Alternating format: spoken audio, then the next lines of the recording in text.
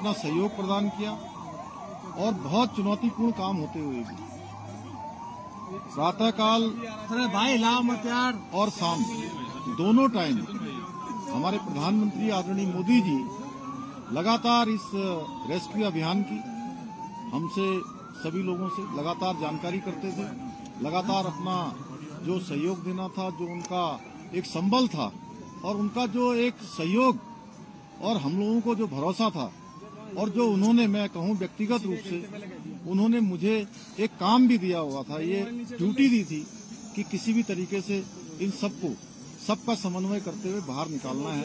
तो उनका अगर संबल न होता, उनका इतना जिस प्रकार से आज भारत सरकार की सारी हमारी एजेंसियां इस काम में लगी, तो निश्चित रूप से जो कठिन काम भी हमारे लिए आसान हो गया। मैं उनका भी धन्यवाद करता हूं कि और अभी भी उन्होंने, जैसे ही हमारे सभी श्रमिक भाई बाहर आए, उनका अभी दूरभाष पर फोन आया था और उन्होंने कहा कि सभी को मेडिकल उनका चेकअप ठीक से करना है, उनके परिजनों की सबकी कुशल क्षेम जानी, उनकी चिंता करनी है, उनके घरों तक ले जाने की उनकी व्यवस्था करनी है। सभी प्रकार से उन्होंने संपूर्ण चिंता करने का काम किया है। हमारे और भी सभी लोग इस काम में लगे हुए थे और विशेषकर से उत्तराखंड के हमारे सभी देवी देवताओं का भी मैं उनको भी नमन करता हूं कि उन्होंने बहुत काम किया। हमारे राष्ट्रीय जो सड़क परिवहन मंत्रालय है, उसमें आदरणीय गडकरी जी बीच में आए, उन्होंने भी यहाँ पर हर तरीके से इसको देखा और हमारे जनरल बीके सिंह जी, इनका मैं विशेष रूप से सबकी तरफ से और उत्तराखंड वासियों की तरफ से इनका मैं धन्यवाद इसलिए करता हूं कि एक कैंप बनाकर लगातार यहाँ पर रहे और एक दिन भी इन्होंने यहाँ से कभी ये नहीं सोचा कि मैं यहाँ से कहीं बाहर जाऊं और इस कठिन काम को लोगों को लगातार संबल प्रदान करने का काम, उनको प्रोत्साहन करने का काम और पूरा हमारा जहां सभी एजेंसियां लगी हुई थी, वहीं पीएमओ के भी सभी अधिकारी अपने अपने तरीके से इस पूरे अभियान को अपना सहयोग प्रदान कर रहे थे, योगदान प्रदान कर रहे थे। आगे आने वाले समय में हम ये जो जितने भी हमारे इस प्रकार के टनल उत्तराखंड के अंदर चल रहे हैं, उन सभी की समीक्षा भी करेंगे और वैसे तो भारत सरकार ने इसमें सेफ्टी ऑडिट कर दिया है, जिससे आगे निकट भविष्य में हमको इस प्रकार की किसी परेशानियों का सामना न करना पड़े। मैं सभी श्रमिक भाइयों को उनके उज्जवल भविष्य के लिए, उज्जवल जीवन के लिए मैं उनको सबको शुभकामनाएं देता हूं, उनके परिजनों को भी उनको भी शुभकामनाएं देता हूं।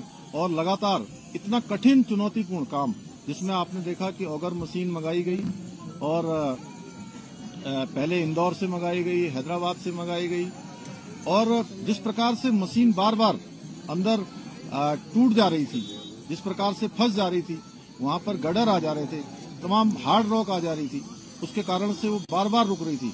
लेकिन जो हमारे दिल्ली जल बोर्ड के और गोरखपुर से जो नीचे जाकर मैनुअल माइनिंग करने वाले थे, उन सभी का भी मैं अपनी ओर से धन्यवाद भी करता हूं, उनका मैं अभिनंदन करना चाहता हूं। मैं सभी से एक से अभी मिला हूं और उन मजदूर भाइयों से भी मिला हूं जो बाहर निकल कर आए हैं। सभी लोगों ने कहा कि हमको हर संभव कभी भी अंदर किसी प्रकार की परेशानी नहीं हुई। निश्चित रूप से ये हम लोगों के लिए एक बहुत सुकून वाली बात है कि इतना बड़ा एक आपदा आने के बाद भी सारे लोग जो है सकुशल बाहर निकलते हैं।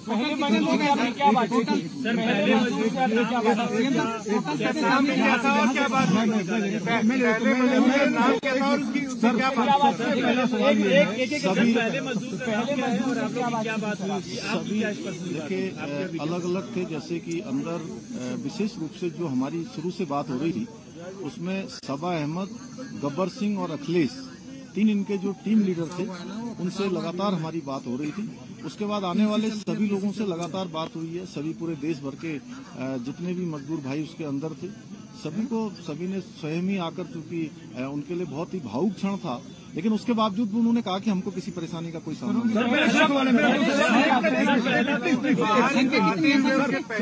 देखिए उनको मैं बता रहा हूँ, उन्होंने ये कहा कि मैंने कहा आप लोगों को अंदर किसी प्रकार की कुछ चिंता तो नहीं हो रही थी। उन्होंने कहा नहीं, शुरू के दिनों में जरूर हमको चिंता हुई, लेकिन उसके बाद से जब आपसे बात हो गई, अन्य सभी लोगों से लगातार कम्युनिकेशन होने लगा, तो हमको पूरा भरोसा हो गया था कि आप लोग हमारी चिंता कर रहे हैं और हम अंदर नहीं रहेंगे, हम बाहर निकलेंगे। सर एक मिनट सर, सवाल ये है कि क्या अब जो रेस्क्यू करने गए हैं, नहीं ठीक है, नहीं वो अच्छा प्रश्न पूछा, मैं बता रहा हूँ। एक मिनट इन्होंने जो पूछा मैं बताता हूँ।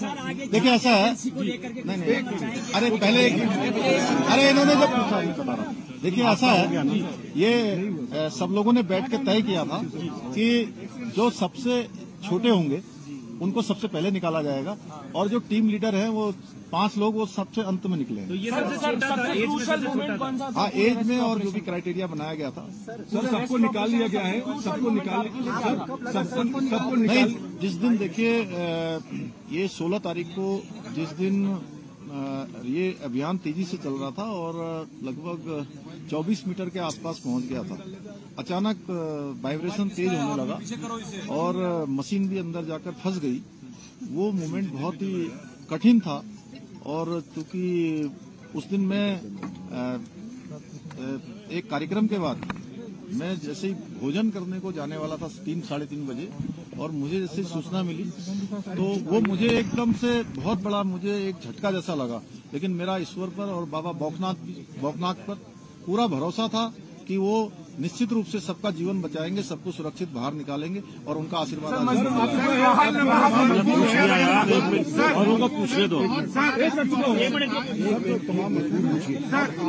अब आगे की प्रक्रिया क्या होगी? देखिए अभी उनको अस्पताल भेजा जाएगा, 24 घंटे के ऑब्जर्वेशन रखा जाएगा और उनको घर भेजा जाएगा। देखिए ऐसा है कि अभी वो सारे के सारे एक लंबी चूंकि हवा पानी और एक अलग वातावरण से बाहर आए हैं, तो अभी जो डॉक्टरों की सलाह होगी उसके आधार पर ही हम लोग काम करेंगे। उसके आधार पर उसके बाद उनको घर भेजना होगा या जो भी करना होगा, पहले मेडिकल सुपरविजन में उनको रखा जाएगा, उनकी मॉनिटरिंग की जाएगी, उसके बाद आगे की कोई क्रिटिकल तो नहीं सर? नहीं, कोई क्रिटिकल नहीं, सारे सामान।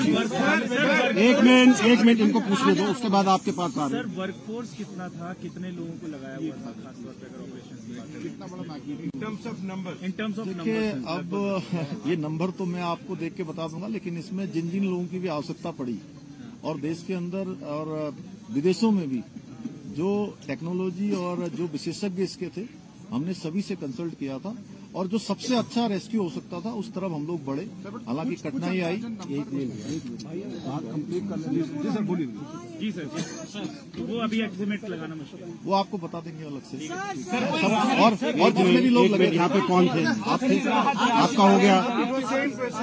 एक मंदिर में गए, बाबा बागनाथ के मंदिर में गए, गांव वालों का कहना है कि जब तक मंदिर नहीं बनेगा हम आगे काम नहीं होने देंगे। क्या सरकार वो पहले ही हम लोगों ने तय कर लिया है कि मंदिर वहाँ पर बनेगा, बाबा बागनाथ की कृपा से। गाँव वालों से पूछने से पहले ही वो डिसाइड हो गया ऑलरेडी। सो मोटो हम लोगों ने एक मिनट बाबा, एक मिनट इस पूरी कड़ी में रैट माइनर्स की भूमिका कितनी अहम थी? वो अंतिम पड़ाव में आए और पूरा ये आपने शायद मैंने जो सबसे पहले बीच में बोला था, आपने शायद उसको ध्यान नहीं दिया। वो उनकी बहुत बड़ी भूमिका थी। दिल्ली जल बोर्ड से भी आए थे, गोरखपुर से भी आए हुए थे। उन लोगों ने मैनुअली जाकर जो काम किया वो बहुत निर्णायक इस पूरे अभियान को निर्णय तक पहुंचाने का काम उन्होंने भी किया है। सर मजदूरों के लिए किसी राहत राशि का ऐलान किया गया, कोई समर्थन राशि उनके लिए? नहीं, सभी सर समर्थन राशि, राहत राशि प्रधानमंत्री जी ने ट्वीट किया है, फर्स्ट डे से लास्ट दिन तक वो चुनावी व्यवस्था के बावजूद इस पर मॉनिटरिंग करते रहे। उनकी संवेदनाएं पूरे देश ने देखी है, क्या कहेंगे? मैंने आपको वो शुरुआत में ही कहा था कि माननीय प्रधानमंत्री जी का अगर इतना विशेष इस पर अभियान पर ध्यान नहीं होता, विशेष उनका जोर नहीं होता, तो इतना कठिन चुनौतीपूर्ण अभियान इस तरीके से पूर्ण करना आसान नहीं होता। और उन्होंने और अभी भी उनका कितना ध्यान है कि प्रातःकाल जब वो चुनाव अभियान में निकलते होंगे, प्रत्येक दिन जानकारी लेते थे और किस प्रकार से रेस्क्यू अभियान को चलाना है उस प्रकार से करते थे। एक तरह से मैं उत्तराखंड का मुख्य सेवक हूँ, मुझे उन्होंने एक काम दिया हुआ था कि किसी भी तरीके से इस काम को सफलता की ओर ले जाना है। एक मिनट आप कोई और है? आपने कब ठाना कि मुझे यहाँ कैंप करना पड़ेगा और आपने लगातार कैंप किया? नहीं, मैं दीपावली के अगले दिन यहाँ आया था और उस दिन के बाद फिर मैं लगातार यहाँ आता रहा और एक समय ऐसा आया कि अभियान हमारा बहुत तेजी से आगे बढ़ रहा था, फिर बीच में रुका। जब बीच में अभियान रुका तो उसके बाद मैंने तय किया कि जब तक ये अभियान पूरा नहीं होगा मैं सारा कामकाज यहीं पर रुककर करूंगा, कामकाज भी करूंगा और इस अभियान को भी पूरी तरह से देखूंगा।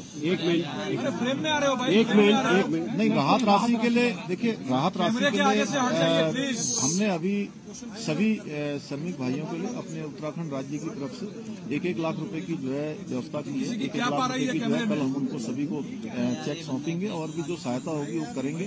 और NHI DCL जिसमें वो सभी लोग काम करते हैं उनसे भी हम अनुरोध करेंगे कि उस हमारे इन श्रमिक भाइयों को जो 41 हैं उनको जो है कुछ दिनों के लिए 15 दिन 20 दिन या 1 महीने के लिए सवेतन उनको जो है उनके घर जाने के लिए और रहने की जो है अनुमति देंगे। धन्यवाद सर। कितने घंटे की एक मिनट इनको पूछ लेने दे भाई। Sir may be in terms of the cost जो भी लगी या वर्कर्स, और दूसरा क्या एयरलिफ्ट करने की बात आ रही है, नॉट फॉर मेडिकल बट घर जाने के लिए। अभी देखिए, सबसे पहले अभी सभी लोग बिल्कुल जो भी अभी चेकअप हुआ है आने के बाद उनका ब्लड प्रेशर चेक हुआ है, अन्य जो भी जरूरी जो शुरुआती जो लक्षण होते हैं वो किसी प्रकार के किसी भी कमजोरी के या किसी थकावट के किसी बुखार के कोई भी लक्षण उनके अंदर नहीं है, सारे के सारे स्वस्थ हैं। और इतना बताऊं कि जब उनके लिए अंदर स्ट्रेचर की व्यवस्था की थी कि वो स्ट्रेचर से आए, उसमें स्ट्रेचर में नहीं आए, सारे लोग क्रॉलिंग करके आए हैं, तो वो सब स्वस्थ हैं और अच्छे तरीके से थे। इसलिए पहला सवाल जो मेरा था, हाँ, मुझे हम लोग को मैग्नीट्यूड समझा दीजिए, कितना बड़ा ऑपरेशन था, may be in terms of कितना कॉस्ट आया या फिर इन टर्म्स ऑफ कितना वर्कफोर्स। अब देखिए, अभी तो पहले कॉस्ट को देखते कि हम लोग पहले उनके जीवन को सुरक्षित बचाते या उनको बाहर निकालते। हमारी पहली प्राथमिकता थी कि कॉस्ट कितनी भी लगे। हमारे प्रधानमंत्री जी ने कहा था कि किसी भी कीमत पर सबको सुरक्षित बाहर निकालना, ये हमारी प्राथमिकता थी। धन्यवाद।